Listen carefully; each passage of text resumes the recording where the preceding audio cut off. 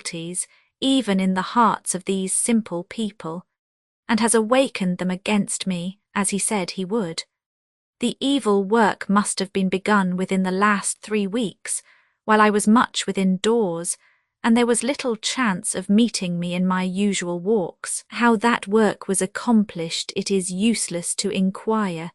My only object now must be to prepare myself at once for departure. 11 o'clock. While I was putting up my few books a minute ago, a little embroidered marker fell out of one of them, which I had not observed in the pages before, and which I recognized as having been worked for me by Clara. I have a memorial of my sister in my possession after all. Trifling as it is, I shall preserve it about me as a messenger of consolation in the time of adversity and peril. 1 o'clock. The wind sweeps down on us from off the moorland in fiercer and fiercer gusts. The waves dash heavily against our rock promontory. The rain drifts wildly past my windows, and the densest darkness overspreads the whole sky. The storm which has been threatening for some days is gathering fast. Village of Treen, October 22nd. The events of this one day have changed the whole future of my life. I must force myself to write of them at once. Something warns me that if I delay, though only till tomorrow, I shall be incapable of relating them at all. It was still early in the morning, I think about 7 o'clock, when I closed my cottage door behind me, never to open it again. I met only 1 or 2 of my neighbours as I left the hamlet. They drew aside to let me advance without saying a word. With a heavy heart, grieved more than I could have imagined possible at departing as an enemy from among the people with whom I had lived as a friend, I passed slowly by the last cottages and ascended the cliff path which led to the moor. The storm had raged at its fiercest some hours back. Soon after daylight the wind sank, but the majesty of the mighty sea had lost none of its terror and grandeur as yet. The huge Atlantic waves still hurled themselves, foaming and furious, against the massive granite of the Cornish cliffs. Overhead, the sky was hidden in a thick white mist, now hanging, still and dripping, down to the ground, now rolling in shapes like vast smoke wreaths before the light wind which still blew at intervals. At a distance of more than a few yards, the largest objects were totally invisible. I had nothing to guide me as I advanced but the ceaseless roaring of the sea on my right hand. It was my purpose to get to Penzance by night. Beyond that I had no project, no thought of what refuge I should seek next. Any hope I might have formerly felt of escaping from Mannion had now deserted me forever. I could not discover by any outward indications that he was still following my footsteps. The mist obscured all objects behind me from view. The ceaseless crashing of the shore waves overwhelmed all landward sounds, but I never doubted for a moment that he was watching me as I proceeded along my onward way. I walked slowly, keeping from the edge of the precipices only by keeping the sound of the sea always at the same distance from my ear, knowing that I was advancing in the proper direction, though very circuitously, as long as I heard the waves on my right hand. To have ventured on the shorter way, by the moor and the crossroads beyond it, would have been only to have lost myself past all chance of extrication in the mist. In this tedious manner I had gone on for some time before it struck me that the noise of the sea was altering completely to my sense of hearing. It seemed to be sounding very strangely on each side of me, both on my right hand and on my left. I stopped and strained my eyes to look through the mist, but it was useless. Crags only a few yards off seemed like shadows in the thick white vapour. Again I went on a little, and ere long I heard rolling towards me, as it were, under my own feet and under the roaring of the sea, a howling, hollow, intermittent sound, like thunder at a distance. I stopped again and rested against a rock. After some time the mist began to part to seaward, but remained still as thick as ever on each side of me. I went on towards the lighter sky in front, the thunder sound booming louder and louder in the very heart, as it seemed, of the great cliff. The mist brightened yet a little more, and showed me a landmark to ships, standing on the highest point of the surrounding rocks. I climbed to it, recognized the glaring red and white pattern in which it was painted, and knew that I had wandered in the mist away from the regular line of coast, out on one of the great granite promontories which project into the sea as natural breakwaters on the southern shore of Cornwall. I had twice penetrated as far as this place at the earlier period of my sojourn in the fishing hamlet, and while I now listened to the thunder sound, I knew from what cause it proceeded. Beyond the spot where I stood, the rocks descended suddenly and almost perpendicularly to the range below them. In one of the highest parts of the wall side of granite thus formed, there opened a black, yawning hole that slanted nearly straight downwards, like a tunnel, to unknown and unfathomable depths below, into which the waves found entrance through some subterranean channel. Even at calm times the sea was never silent in this frightful abyss, but on stormy days its fury was terrific. The wild waves boiled and thundered in their imprisonment, till they seemed to convulse the solid cliff about them like an earthquake. But high as they leapt up in the rocky walls of the chasm, they never leapt into sight from above. Nothing but clouds of spray indicated to the eye what must be the horrible tumult of the raging waters below. With my recognition of the place to which I had now wandered, came remembrance of the dangers I had left behind me on the rock track that led from the mainland to the promontory, dangers of narrow ledges and treacherous precipices, which I had passed safely, while unconscious of them in the mist, but which I shrank from tempting again, now that I recollected them, until the sky had cleared and I could see my way well before me. The atmosphere was still brightening slowly over the tossing, distant waves. I determined to wait until it had lost all its obscurity before I ventured to retrace my steps. I moved down towards the lower range of rocks, to seek a less exposed position than that which I now occupied. As I neared the chasm, the terrific howling of the waves inside it was violent enough to drown not only the crashing sound of the surf on the outward crags of the promontory, but even the shrill cries of the hundreds on hundreds of seabirds that whirled around me, except when their flight was immediately over my head. At each side of the abyss, the rocks, though very precipitous, afforded firm hold for hand and foot. As I descended them, the morbid longing to look on danger, which has led many a man to the very brink of a precipice, even while he dreaded it, led me to advance as near as I durst to the side of the great hole, and to gaze down into it. I could see but little of its black, shining interior walls, or of the fragments of rock which here and there jutted out from them, crowned with patches of long, lank seaweed waving slowly to and fro in empty space.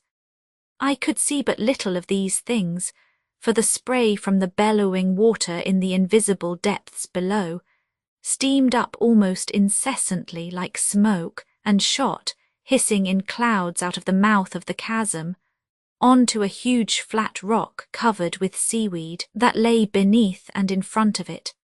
The very sight of this smooth, slippery plain of granite, shelving steeply downward, right into the gaping depths of the hole, made my head swim.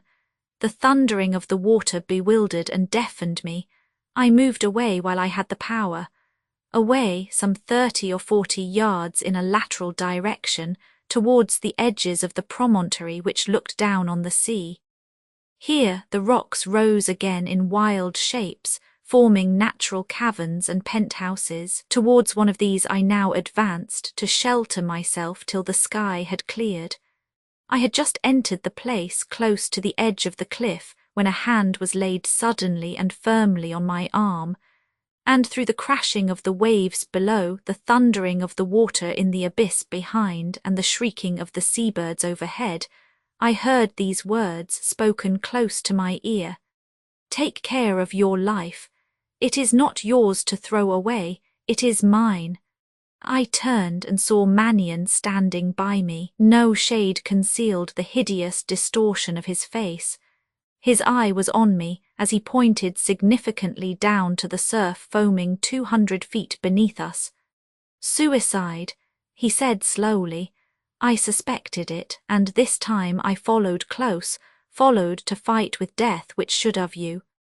As I moved back from the edge of the precipice and shook him from me, I marked the vacancy that glared even through the glaring triumph of his eye, and remembered how I had been warned against him at the hospital. The mist was thickening again, but thickening now in clouds that parted and changed minute by minute, under the influence of the light behind them.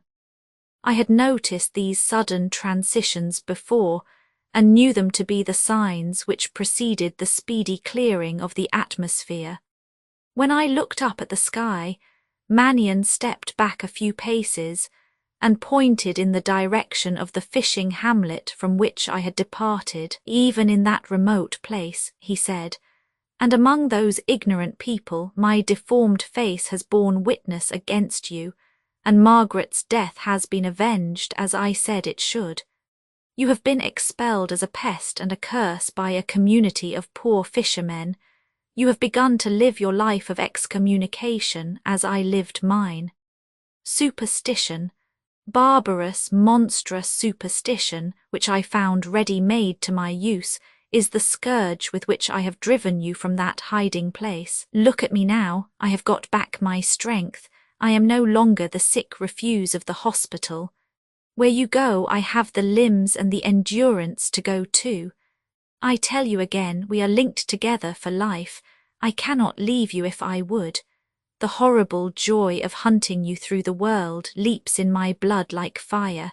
Look out on those tossing waves. There is no rest for them. There shall be no rest for you." The sight of him standing close by me in that wild solitude, the hoarse sound of his voice as he raised it almost to raving in his exultation over my helplessness, the incessant crashing of the sea on the outer rocks, the roaring of the tortured waters imprisoned in the depths of the abyss behind us, the obscurity of the mist, and the strange, wild shapes it began to take, as it now rolled almost over our heads. All that I saw, all that I heard, seemed suddenly to madden me as Mannion uttered his last words. My brain felt turned to fire, my heart to ice.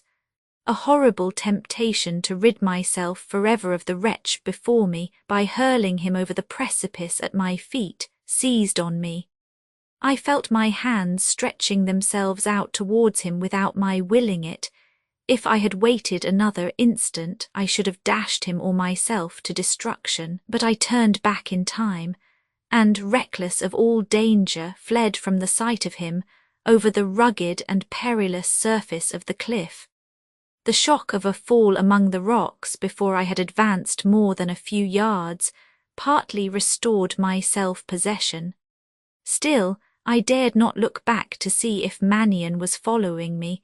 So long as the precipice behind him was within view, I began to climb to the higher range of rocks almost at the same spot by which I had descended from them, judging by the close thunder of the water in the chasm.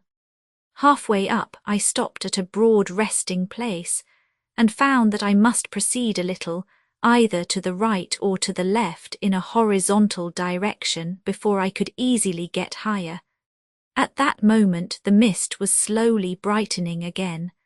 I looked first to the left to see where I could get good foothold, then to the right, towards the outer sides of the riven rocks close at hand, At the same instant I caught sight dimly of the figure of Mannion, moving shadow-like below and beyond me, skirting the farther edge of the slippery plain of granite that shelved into the gaping mouth of the hole. The brightening atmosphere showed him that he had risked himself in the mist too near to a dangerous place. He stopped, looked up and saw me watching him, raised his hand, and shook it threateningly in the air.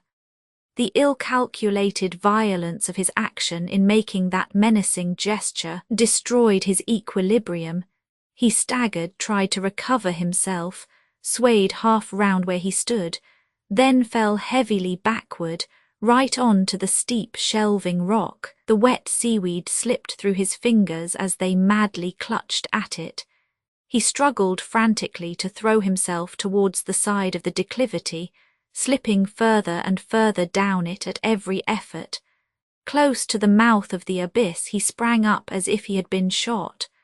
A tremendous jet of spray hissed out upon him at the same moment.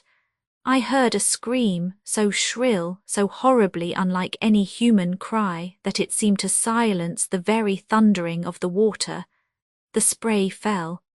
For one instant I saw two livid and bloody hands tossed up against the black walls of the hole as he dropped into it. Then the waves roared again fiercely in their hidden depths. The spray flew out once more, and when it cleared off, nothing was to be seen at the yawning mouth of the chasm.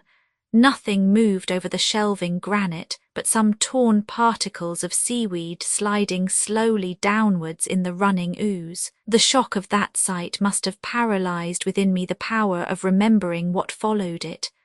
For I can recall nothing after looking on the emptiness of the rock below, except that I crouched on the ledge under my feet to save myself from falling off it, that there was an interval of oblivion, and that I seemed to awaken again, as it were, to the thundering of the water in the abyss. When I rose and looked around me, the seaward sky was lovely in its clearness. The foam of the leaping waves flashed gloriously in the sunlight, and all that remained of the mist was one great cloud of purple shadow, hanging afar off over the whole inland view. I traced my way back along the promontory feebly and slowly. My weakness was so great that I trembled in every limb. A strange uncertainty about directing myself in the simplest actions overcame my mind. Sometimes I stopped short, hesitating in spite of myself at the slightest obstacles in my path. Sometimes I grew confused without any cause about the direction in which I was proceeding, and fancied I was going back to the fishing village. The sight that I had witnessed seemed to be affecting me physically far more than mentally. As I dragged myself on my weary way along the coast, there was always the same painful vacancy in my thoughts. There seemed to be no power in them yet of realizing Mannion's appalling death. By the time I arrived at this village, my strength was so utterly exhausted that the people at the inn were obliged to help me upstairs. Even now, after some hours' rest, the mere exertion of dipping my pen in the ink begins to be a labour and a pain to me. There is a strange fluttering at my heart. My recollections are growing confused again. I can write no more. 23rd. The frightful scene that I witnessed yesterday still holds the same disastrous influence over me. I have vainly endeavoured to think, not of Mannion's death, but of the free prospect which that death has opened to my view.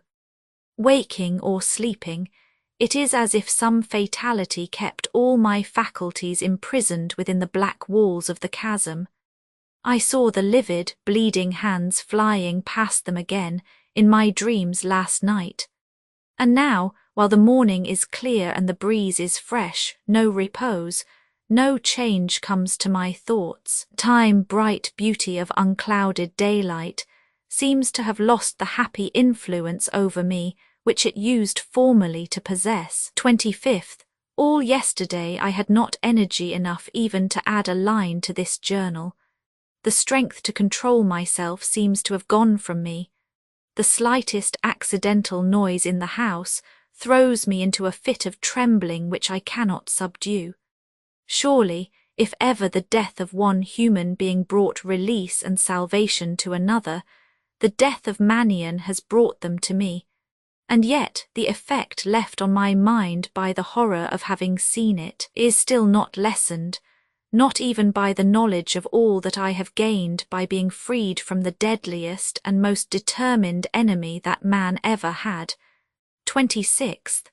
Visions, half waking, half dreaming, all through the night, visions of my last lonely evening in the fishing hamlet, of Mannion again, the livid hands whirling to and fro over my head in the darkness, then glimpses of home, of Clara reading to me in my study, then a change to the room where Margaret died, the sight of her again with her long black hair streaming over her face, then oblivion for a little while, then Mannion once more, walking backwards and forwards by my bedside, his death seeming like a dream, his watching me through the night like a reality to which I had just awakened, Clara walking opposite to him on the other side, Ralph between them pointing at me.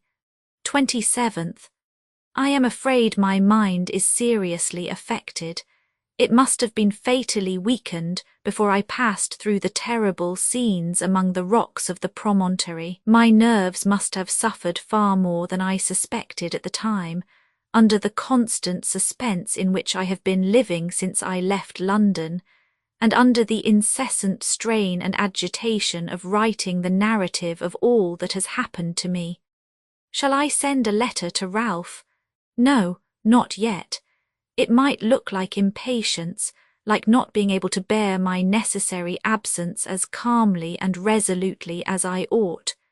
28th. A wakeful night, tormented by morbid apprehensions that the reports about me in the fishing village may spread to this place, that inquiries may be made after Mannion, and that I may be suspected of having caused his death. 29th. The people at the inn have sent to get me medical advice. The doctor came today. He was kindness itself, but I fell into a fit of trembling the moment he entered the room, grew confused in attempting to tell him what was the matter with me, and, at last, could not articulate a single word distinctly. He looked very grave as he examined me and questioned the landlady. I thought I heard him say something about sending for my friends, but could not be certain. 31st. Weaker and weaker. I tried in despair today to write to Ralph, but knew not how to word the letter.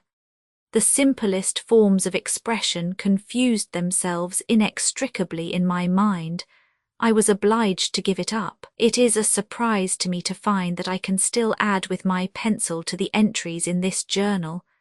When I am no longer able to continue in some sort the employment to which I have been used for so many weeks past, what will become of me? Shall I have lost the only safeguard that keeps me in my senses? Worse, worse, I have forgotten what day of the month it is, and cannot remember it for a moment together. When they tell me, cannot even recollect how long I have been confined to my bed. I feel as if my heart was wasting away. Oh, if I could only see Clara again! The doctor and a strange man have been looking among my papers. My God, am I dying, dying at the very time when there is a chance of happiness for my future life? Clara, far from her nothing but the little bookmarker she worked for me. Leave it round my neck when I can't move or breathe or think. If I could only be taken back, if my father could see me as I am now. Night again, the dreams that will come, always of home. Sometimes the untried home in heaven as well as the familiar home on earth. Clara, I shall die out of my senses, unless Clara break the news gently. It may kill her, her face so bright and calm. Her watchful, weeping eyes always looking at me, with a light in them that shines steady through the quivering tears. While the light lasts, I shall live. When it begins to die out, 1 letters in conclusion letter I from William Penhale, miner at Bartalloch in Cornwall, to his wife in London. My dear Mary, I received your letter yesterday, and was more glad than I can say, at hearing that our darling girl Susan has got such a good place in London, and likes her new mistress so well.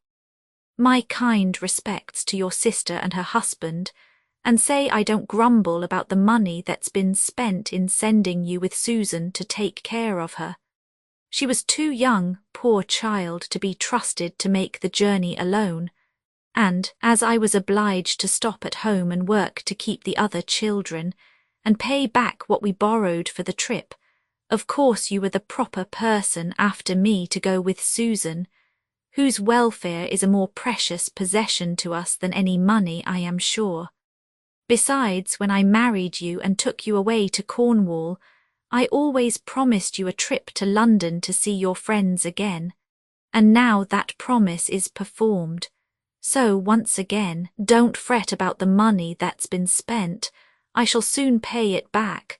I've got some very strange news for you, Mary. You know how bad work was getting at the mine before you went away, so bad that I thought to myself after you had gone, hadn't I better try what I can do in the fishing at Treen? And I went there, and thank God have got on well by it. I can turn my hand to most things, and the fishing has been very good this year, so I have stuck to my work.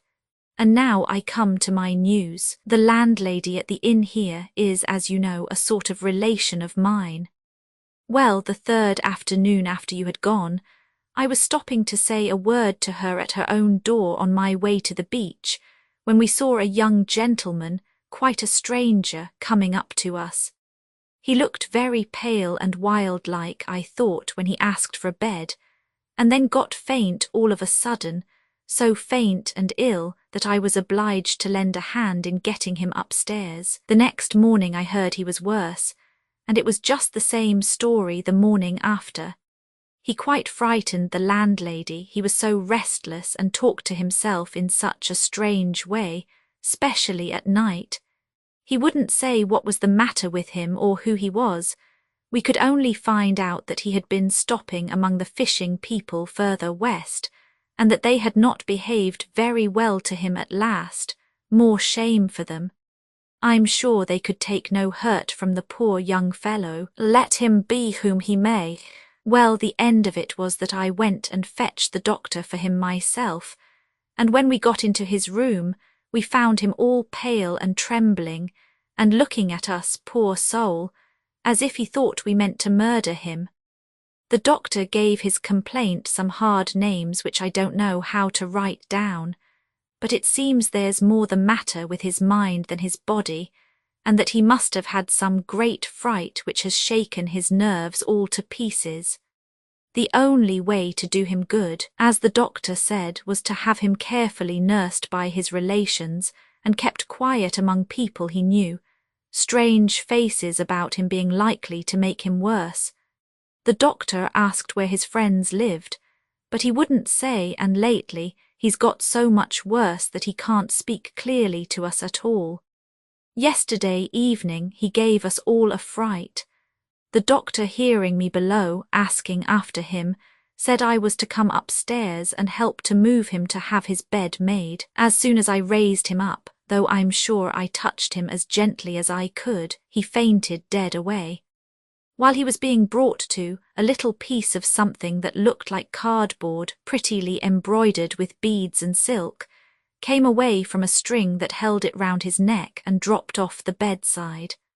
I picked it up, for I remembered the time, Mary, when you and I were courting, and how precious the least thing was to me that belonged to you, so I took care of it for him, thinking it might be a keepsake from his sweetheart. And sure enough, when he came to, he put up his thin white hands to his neck and looked so thankful at me when I tied the little thing again to the string. Just as I had done that, the doctor beckons me to the other end of the room. "This won't do," says he to me in a whisper. "If he goes on like this, he'll lose his reason, if not his life. I must search his papers to find out what friends he has, and you must be my witness." So the doctor opens his little bag and takes out a square sealed packet first, then 2 or 3 letters tied together, the poor soul looking all the while as if he longed to prevent us from touching them. Well, the doctor said there was no occasion to open the packet, for the direction was the same on all the letters, and the name corresponded with his initials marked on his linen. "I'm next to certain this is where he lives or did live, so this is where I'll write," says the doctor. "Shall my wife take the letter, sir?" says I. "She's in London with our girl Susan, and if his friends should be gone away from where you are writing to, she may be able to trace them." "Quite right, Penhale," says he. "We'll do that. Write to your wife and put my letter inside yours." I did as he told me at once, and his letter is inside this with the direction of the house and the street. "Now, Mary, dear, go at once and see what you can find out. The direction on the doctor's letter may be his home, and if it isn't, there may be people there who can tell you where it is. So go at once and let us know directly what luck you have had, for there is no time to be lost, and if you saw the young gentleman, you would pity him as much as we do. This has got to be such a long letter that I have no room left to write any more. God bless you, Mary, and God bless my darling Susan. Give her a kiss for father's sake, and believe me, your loving husband, William Penhale. Letter Roman 2 from Mary Penhale to her husband, dearest William. Susan sends 100 kisses, and best loves to you and her brothers and sisters. She's getting on nicely, and her mistress is as kind and fond of her as can be. Best respects, too, from my sister Martha and her husband. And now I've done giving you all my messages, I'll tell you some good news for the poor young gentleman who is so bad at Treen. As soon as I had seen Susan and read your letter to her, I went to the place where the doctor's letter directed me. Such a grand house, William, I was really afraid to knock at the door, so I plucked up courage and gave a pull at the bell, and a very fat, big man with his head all plastered over with powder opened the door almost before I had done ringing. "If you please, sir," says I, showing him the name on the doctor's letter, "do any friends of this gentleman live here?" "To be sure they do," says he. "His father and sister live here, but what do you want to know for?" "I want them to read this letter," says I.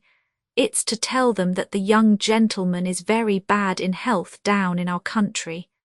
"You can't see my master," says he, "for he's confined to his bed by illness, and Miss Clara is very poorly too. You had better leave the letter with me."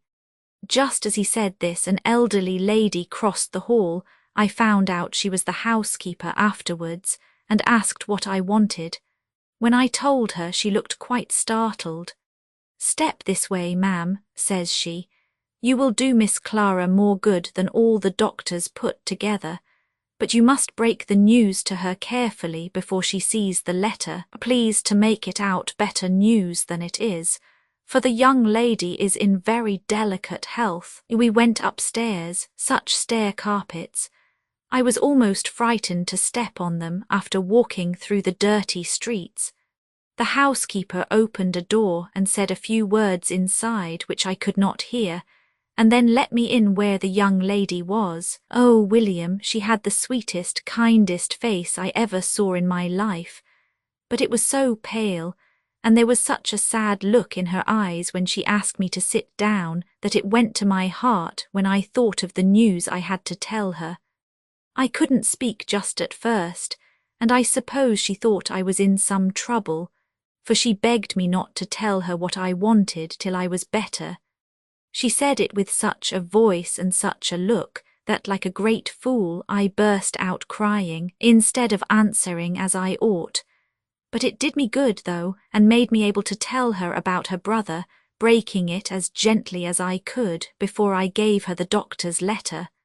She never opened it, but stood up before me as if she was turned to stone, not able to cry or speak or move. It frightened me so to see her in such a dreadful state that I forgot all about the grand house and the difference there was between us, and took her in my arms, making her sit down on the sofa by me, just as I should do if I was consoling our own Susan under some great trouble.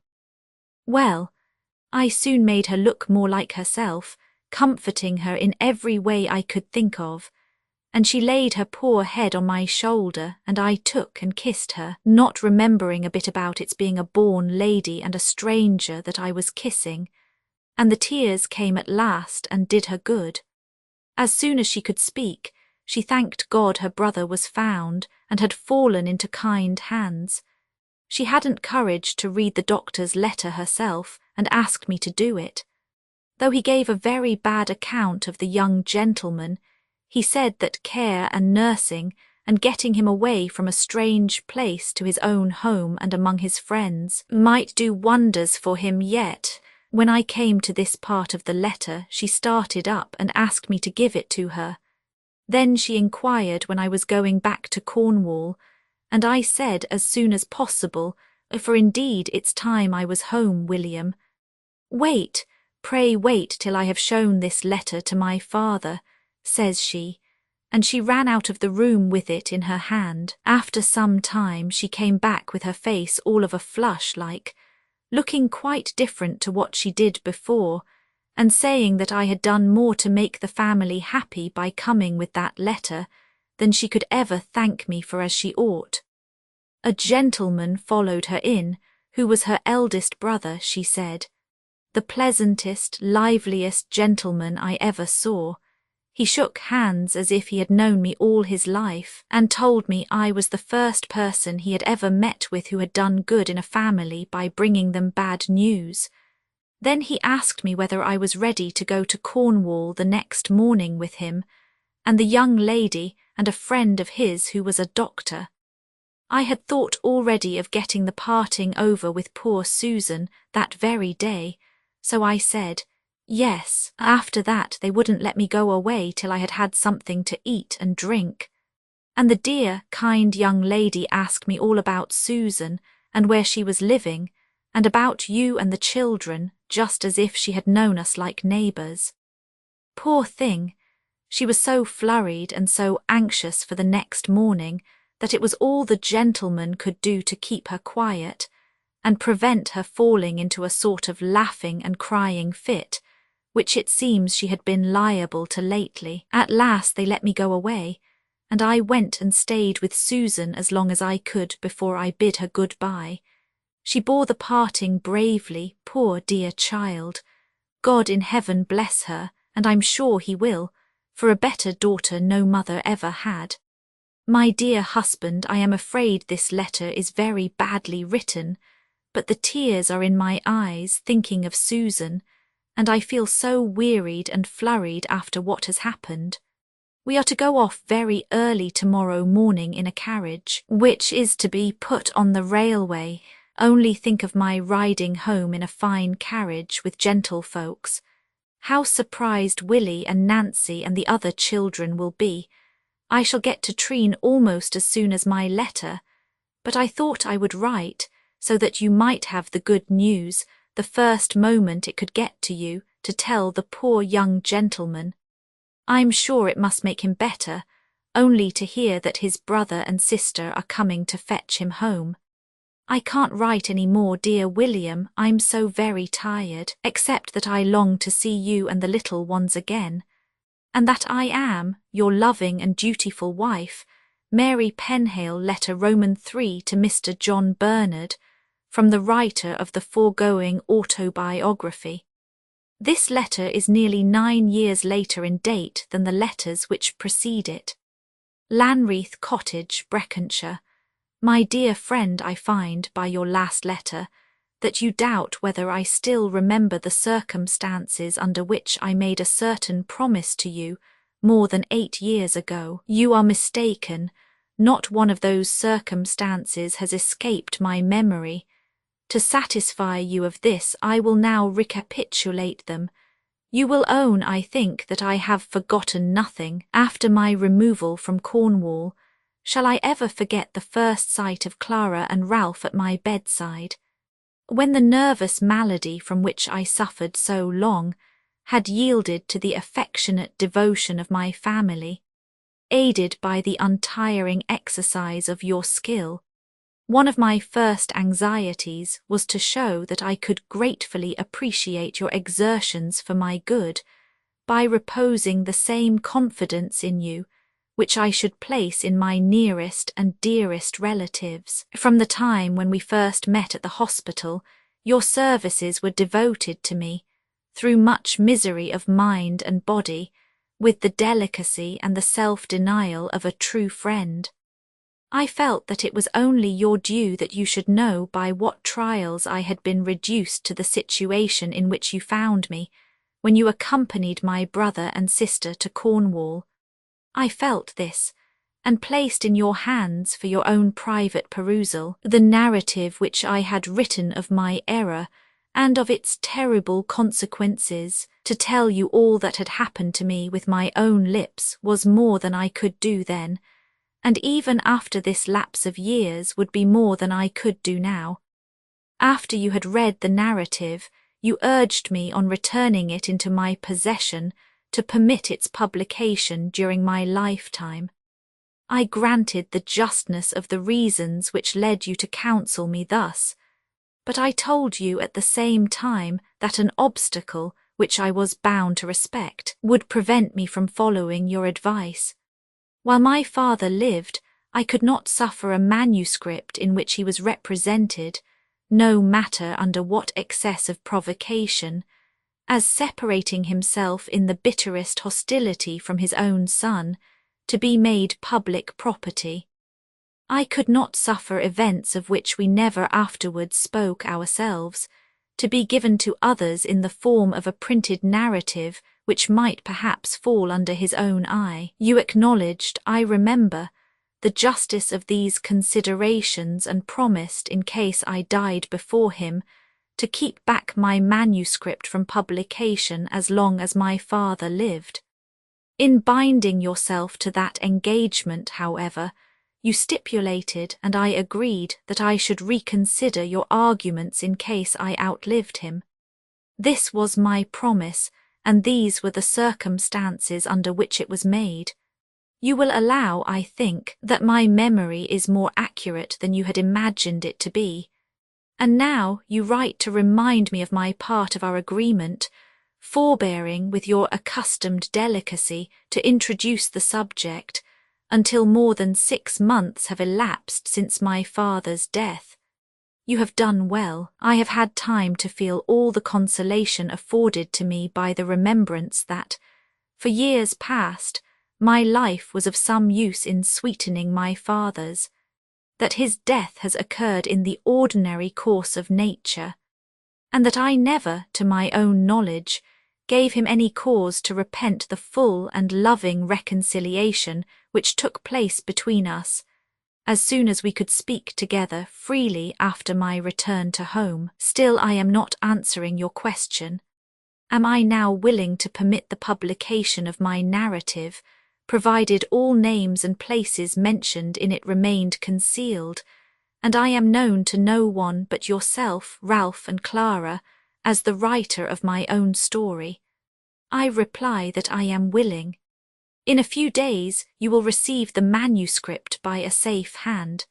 Neither my brother nor my sister object to its being made public on the terms I have mentioned, and I feel no hesitation in accepting the permission thus accorded to me. I have not glossed over the flightiness of Ralph's character, but the brotherly kindness and manly generosity which lie beneath it are as apparent, I hope, in my narrative as they are in fact.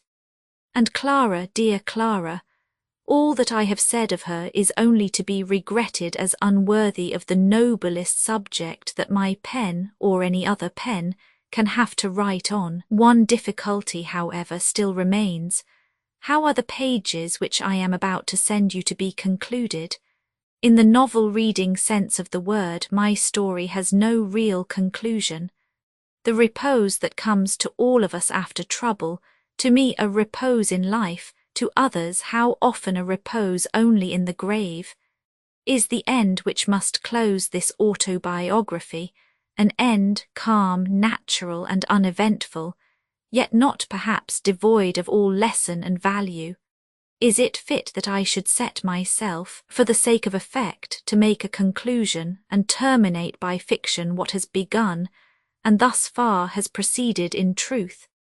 In the interests of art, as well as in the interests of reality, surely not. Whatever remains to be related after the last entry in my journal will be found expressed in the simplest, and therefore the best form by the letters from William and Mary Penhale, which I send you with this. When I revisited Cornwall to see the good miner and his wife, I found, in the course of the inquiries which I made as to the past, that they still preserved the letters they had written about me while I lay ill at Treen. I asked permission to take copies of these 2 documents, as containing materials which I could but ill supply from my own resources, for filling up a gap in my story.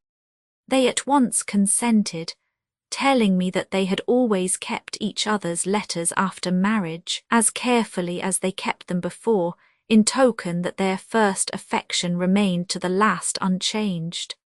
At the same time they entreated me, with the most earnest simplicity, to polish their own homely expressions, and turn them, as they phrased it, into proper reading.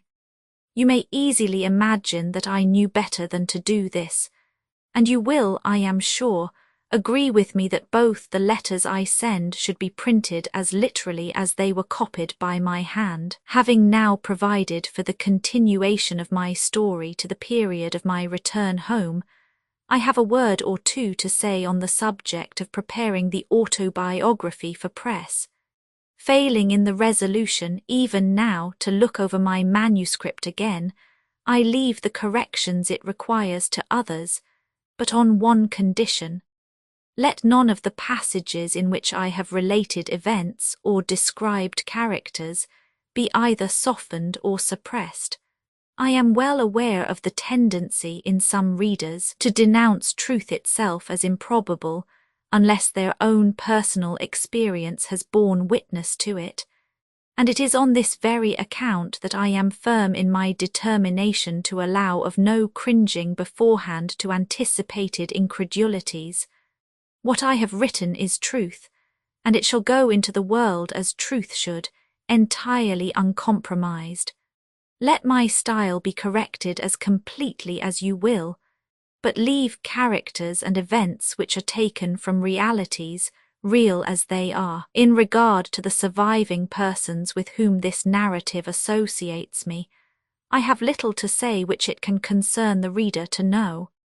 The man whom I have presented in the preceding pages under the name of Sherwin is, I believe, still alive, and still residing in France, whither he retreated soon after the date of the last events mentioned in my autobiography.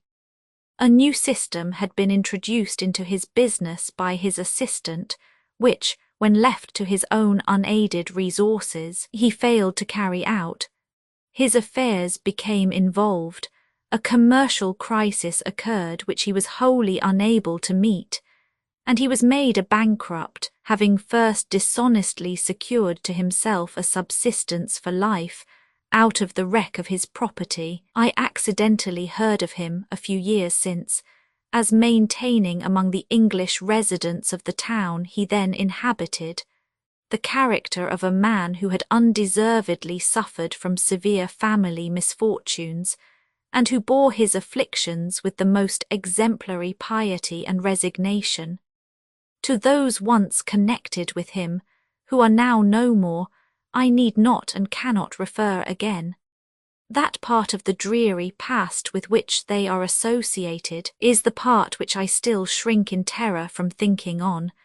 There are 2 names which my lips have not uttered for years, which in this life I shall never pronounce again. The night of death is over them, a night to look away from forevermore, To look away from, but towards what object, the future, that way I see but dimly even yet. It is on the present that my thoughts are fixed, in the contentment which desires no change. For the last 5 months I have lived here with Clara, here, on the little estate which was once her mother's, which is now hers. Long before my father's death we often talked in the great country house of future days which we might pass together, as we pass them now in this place. Though we may often leave it for a time, we shall always look back to Lanreath Cottage as to our home. The years of retirement which I spent at the Hall after my recovery have not awakened in me a single longing to return to the busy world. Ralph, now the head of our family, now aroused by his new duties to a sense of his new position, Ralph, already emancipated from many of the habits which once enthralled and degraded him, has written, bidding me employ to the utmost the resources which his position enables him to offer me if I decide on entering into public life. But I have no such purpose. I am still resolved to live on in obscurity, in retirement, in peace. I have suffered too much. I have been wounded too sadly to range myself with the heroes of ambition and fight my way upward from the ranks. The glory and the glitter which I once longed to look on as my own would dazzle and destroy me now. Such shocks as I have endured leave that behind them which changes the character and the purpose of a life. The mountain path of action is no longer a path for me. My future hope pauses with my present happiness in the shadowed valley of repose, not a repose which owns no duty and is good for no use, not a repose which thought cannot ennoble and affection cannot sanctify, to serve the cause of the poor and the ignorant in the little sphere which now surrounds me, to smooth the way for pleasure and plenty where pain and want have made it rugged too long, to live more and more worthy with every day of the sisterly love which, never tiring, never changing, watches over me in this last retreat, this dearest home. These are the purposes, the only purposes left which I may still cherish. Let me but live to fulfil them, and life will have given to me all that I can ask. I may now close my letter. I have communicated to you all the materials I can supply for the conclusion of my autobiography, and have furnished you with the only directions I wish to give in reference to its publication. Present it to the reader in any form, and at any time that you think fit. On its reception by the public I have no wish to speculate. It is enough for me to know that, with all its faults, it has been written in sincerity and in truth. I shall not feel false shame at its failure, or false pride at its success. If there be any further information which you think it necessary to possess, and which I have forgotten to communicate, write to me on the subject, or far better, come here yourself, and ask of me with your own lips all that you desire to know. Come and judge of the life I am now leading by seeing it as it really is. Though it be only for a few days, pause long enough in your career of activity and usefulness, of fame and honour, to find leisure time for a visit to the cottage where we live. This is as much Clara's invitation as mine. She will never forget, even if I could. All that I have owed to your friendship will never weary, even if I should tire, of showing you that we are capable of deserving it. Come then and see her as well as me. See her once more, my sister of old times. I remember what you said of Clara when we last met and last talked of her, and I believe you will be almost as happy to see her again in her old character as I am. Till then, farewell. Do not judge hastily of my motives for persisting in the life of retirement which I have led for so many years past. Do not think that calamity has chilled my heart or enervated my mind. Past suffering may have changed, but it has not deteriorated me. It has fortified my spirit with an abiding strength. It has told me plainly much that was but dimly revealed to me before. It has shown me uses to which I may put my existence, that have their sanction from other voices than the voices of fame. It has taught me to feel that bravest ambition which is vigorous enough to overleap the little life here.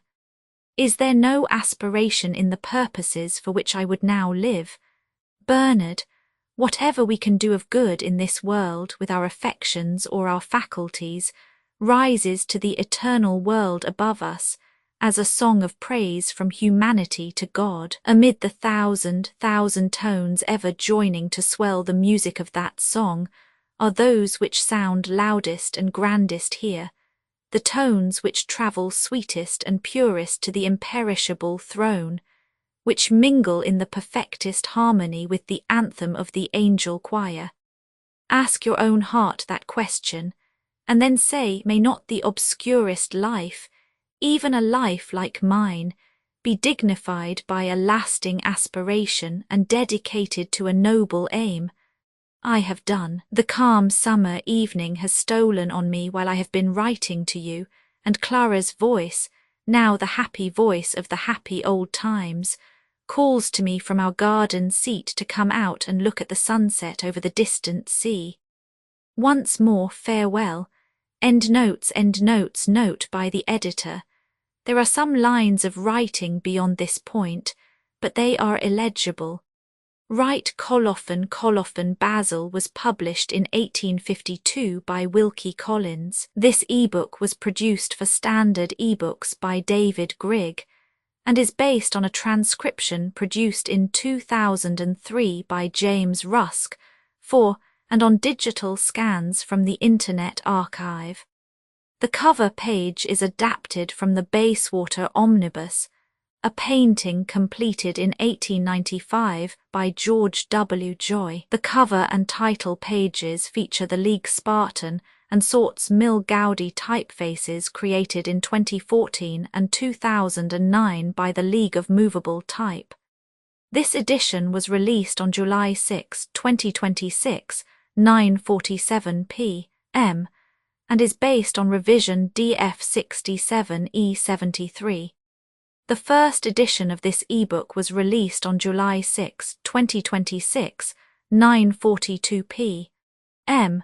You can check for updates to this ebook, view its revision history, or download it for different e-reading systems at Standard Books.